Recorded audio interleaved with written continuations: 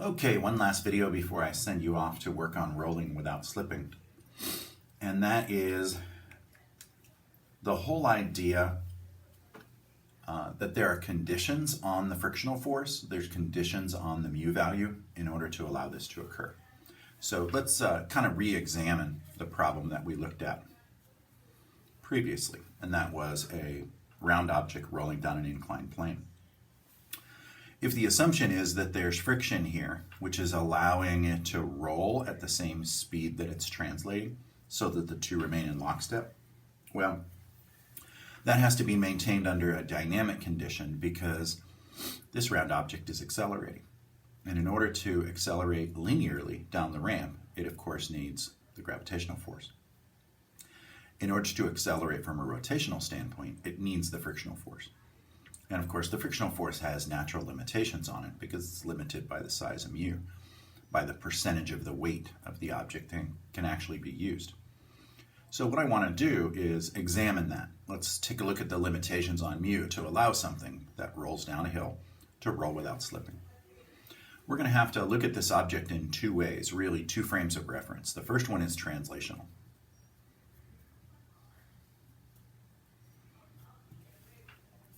In the translational frame of reference, we can treat the whole round object as if it's a point mass, because all that matters is the way the forces are acting on it in the x and y direction that causes it to accelerate down the ramp. And if we sum those forces, they'll be the normal, they'll be the frictional force, and they'll be the weight. I'm going to overlay an axis here so that we can evaluate these forces in the x and y direction. Of course, the axis we always use features the x-axis pointing down the ramp, and that means the angle theta right here is the ramp angle, the deviation of mg from the vertical direction. Okay, now we'll sum the forces in the two directions. The summation of forces in the y direction, of course, is equal to 0 because we don't expect the ball to accelerate in that direction. But it will tell me the size of the normal, which I'll need for friction. So the normal force minus the vertical component of mg, which is going to be mg cosine of theta equals 0. And of course that gives me the size of the frictional force. The frictional force is mu times the normal, and that's going to be the frictional force is equal to mu mg cosine theta. That'll be important in the x direction because the summation of forces in the x is going to equal ma. That's the acceleration that the ball experiences, the translational acceleration down the ramp. And of course, that's going to be due to the horizontal component of mg down the ramp and the friction. So it's mg sine theta down the ramp minus the frictional force equals ma.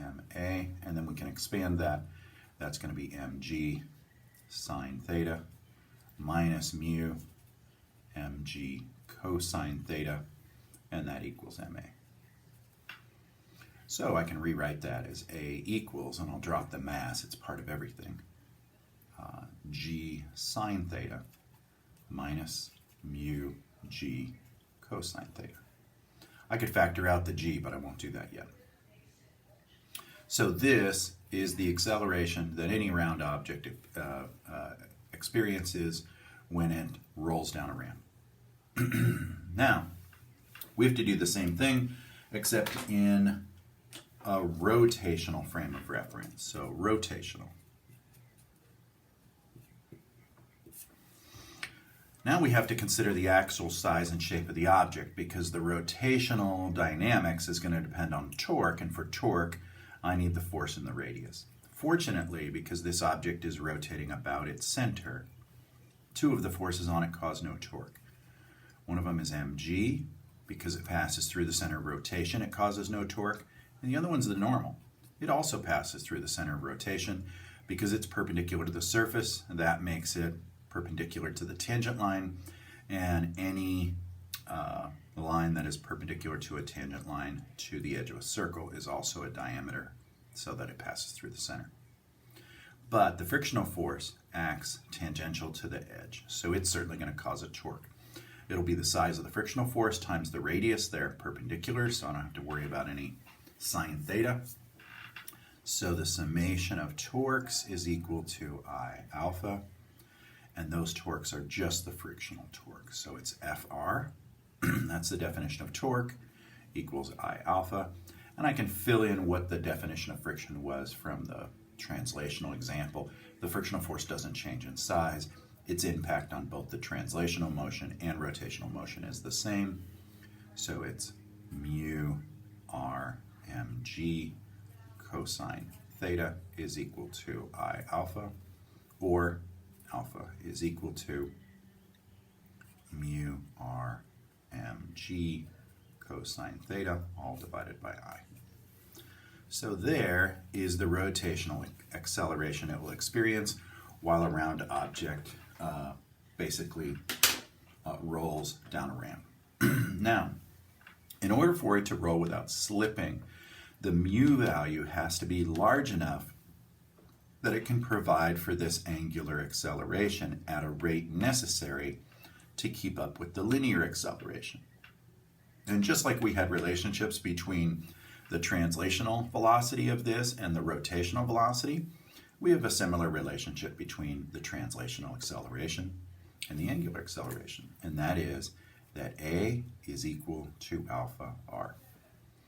This is the condition for accelerating without slipping.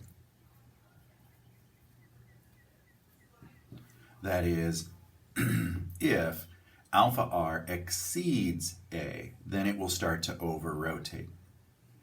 And if alpha r is smaller than A, then it will start to slip or slide. So we need these to be in lockstep. Now I'm really going to look for the condition, basically the minimal condition that mu has to have. That's my point for setting up this relationship. So I'm going to change this equality, which is basically the limiting value, to an inequality so that I can actually find what mu's minimum value needs to be. And of course, I need the acceleration not to exceed alpha r. So that's the inequality I write, is that the A has to be less than or equal to the condition of alpha r.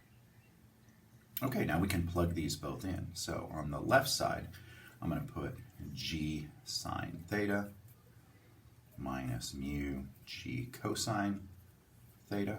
And on the right side, I'm going to put mu r m g cosine theta, all divided by I. And then it was alpha r, so I'm going to square the r to add in the additional r necessary to match the condition. Well, now I just need to do some rearranging in order to isolate mu. So I'm going to multiply I over here, and I'm going to bring this term back to the other side. So it's going to be Ig sine theta is less than or equal to mu Ig cosine of theta plus mu r squared mg cosine of theta. I can factor out the mu, and I also notice that these both have a g cosine theta. I may as well factor that out too. So Ig sine theta is less than or equal to mu g cosine theta. And then the remainder is just I plus mr squared. I can see that there is a g on both sides, so it cancels. It turns out that this guy's dynamics doesn't depend on the size of g, which makes sense. As g goes up, it both increases the tension on the acceleration because g controls how quickly it accelerates, but it also increases the size of the frictional force because g controls the degree to which friction can grab a hold. So that means the tensions here in essence cancel out. Okay, and then finally I'm going to divide to solve for mu. So mu is going to be greater than or equal to I sine theta divided by g's gone, cosine theta times I plus mr squared. And we can do one final simplification. Mu has to be greater than or equal to I tan theta divided by I plus mr squared.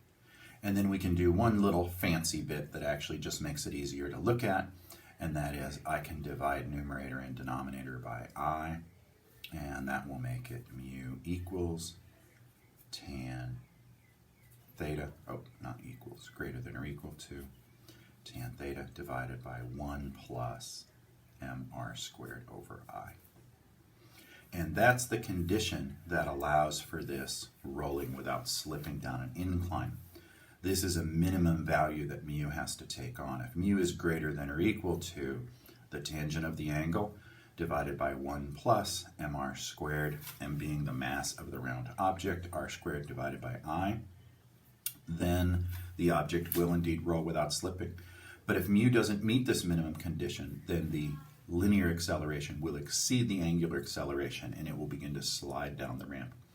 Not only that, it will always slide from that point on, because remember what happens as soon as it starts to move. This represents mu sub s, the static friction.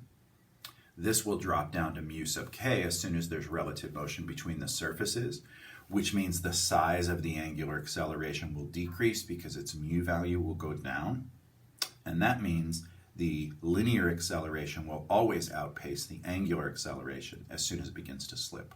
There'll never be a point where it can recover once that first slippage occurs, and that will occur when the static friction misses this benchmark.